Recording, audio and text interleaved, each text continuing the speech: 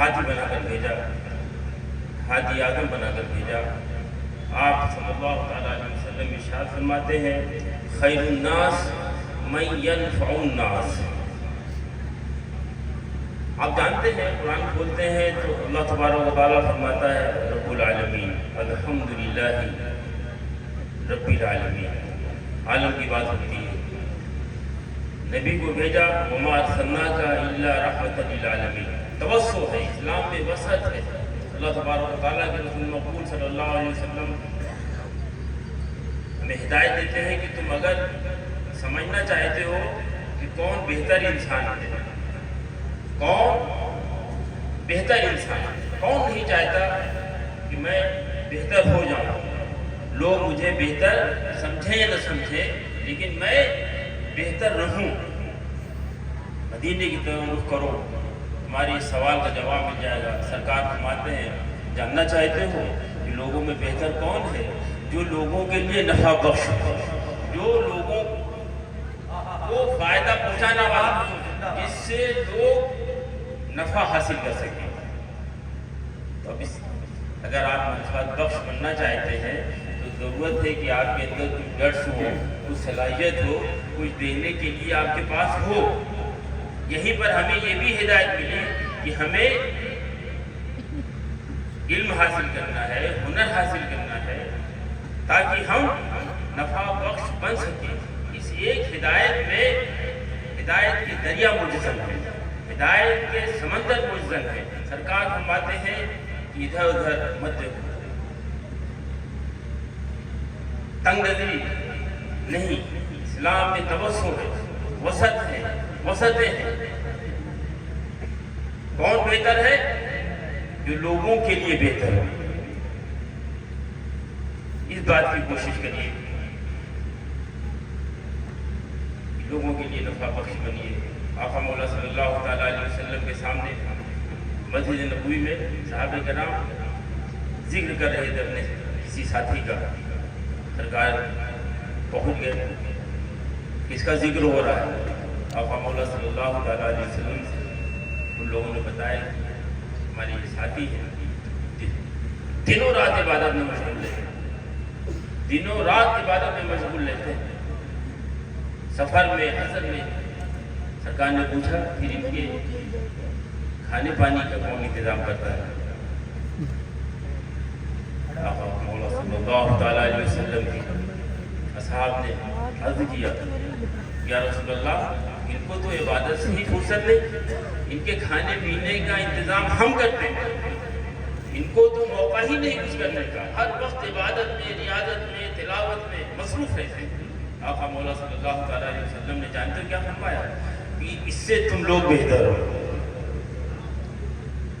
القاسب حبیب اللہ، اگر اللہ کے حبیب بننا چاہتے ہو محنت سے کمانا سیکھو، کچھ ہنر سیکھو، کچھ علم سیکھو۔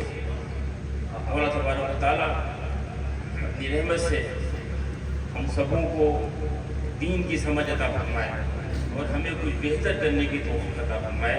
ہمارے کام سے ہماری سوسائٹی میں اتحاد ہو، ہماری سوسائٹی ترقی کرے، ہم لوگ سر اٹھا کے جی سکیں، ہر جگہ لائن لگائے ہم کھڑے ہیں، ہم کچھ ایسا بنے کہ لوگ ہمارے اداروں میں آ کر لائن لگا کر کھڑے ہوں۔ زندہ اس کے لیے کریں، اس کے لیے ارادہ کریں۔ اللہ تبارک و تعالیٰ اپنی رحمت سے ہماری ضرور مدد فرمائے گا۔ ان رحمت اللہ قریب من المحسنین، اللہ کی رحمت محسنین سے دور نہیں، بس محسنین کے راستے پہ چلو۔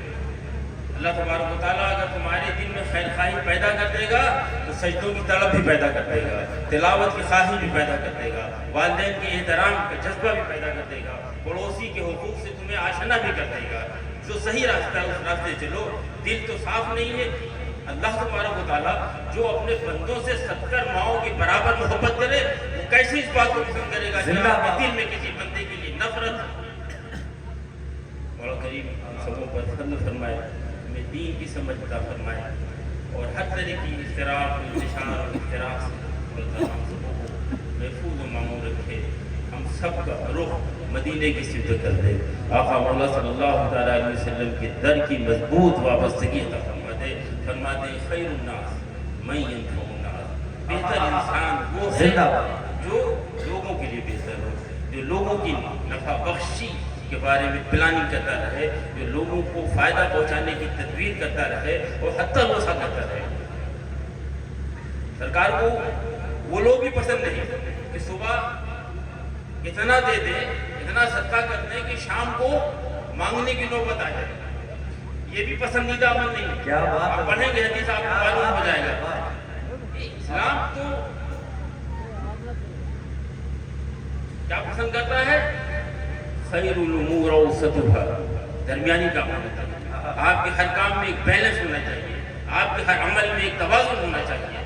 اگر بیلنس ہے آپ کے کام میں، توازن ہے آپ کے کام میں، آپ دیکھتے نہیں نماز میں گئے ظہر میں جاؤ بس اب تک انتظار کرو، اگر انتظار کرو گے تو گویا تم مارکیٹ میں ہو لیکن نماز ہی کا اجر ہوتا ہے۔ اثر میں آئے جاؤ مغرب میں پھر بلایا جا رہا ہے کہ کہیں پھٹک تو نہیں گئے ہو، حیا علی الفلاح، حیا علی الفلاح، حیا علی الفلاح۔ تم جدھر فلاح ڈھونڈ رہے ہو ادھر فلاح نہیں ہے، فلاح تو ادھر ہی ہے، ادھر ہی کی ہو کے رہ جاؤ، ادھر ہی کی ہو کے رہ جاؤ۔ قدرت الہی کو یہ بھی گوارا نہیں ہے، پھر جاؤ عشاء کے بعد آنا، عشاء میں آنا، عشاء کے بعد کیا کرنا ہے؟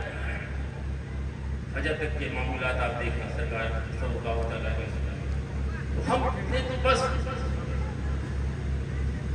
من کی مانی، اپنی تربیت اپنے معاشرے کی تربیت اس طور پہ نہیں کی۔ نام تو ہم لوگ رکھ لیے ہیں اہل سنت والجماعت، لیکن سنت ہے کیا؟ سنتوں کی برکتیں کیا ہیں؟ سنتوں پہ عمل کے فوائد کیا ہیں؟ سنتیں کیسے حاصل کی جائیں؟